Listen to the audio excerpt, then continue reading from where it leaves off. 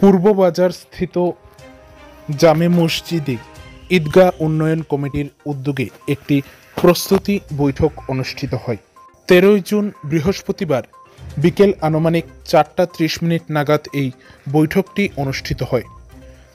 উল্লেখ্য, উত্তর ত্রিপুরা জেলার জেলা সদর ধর্মনগর শহর ঈদগাহ ময়দানে আগামী 17 জুন সকাল 8:30 নাগাদ ঈদের নমাজ অনুষ্ঠিত হবে। একে কেন্দ্র করেই আজ অর্থাৎ 13 জুন বৃহস্পতিবার বিকেল আনুমানিক 4:30 নাগাদ উত্তর ত্রিপুরা জেলার জেলা সদর ধর্মনগর শহরের পূর্ব বাজার স্থিত জামে মসজিদে একটি প্রস্তুতি বৈঠক অনুষ্ঠিত হয় এই অনুষ্ঠানকে কেন্দ্র করে, যেখানে এই অনুষ্ঠানটিকে কিভাবে সফল করা যায় এবং এই অনুষ্ঠানকে কেন্দ্র করে যে সকল কর্মসূচি হাতে নেওয়া হয়েছে সেই সকল কর্মসূচিকে কিভাবে সাফল্যমণ্ডিত করা যায় সেই সকল বিষয়কে কেন্দ্র করেই এই প্রস্তুতি বৈঠকটি অনুষ্ঠিত হয়।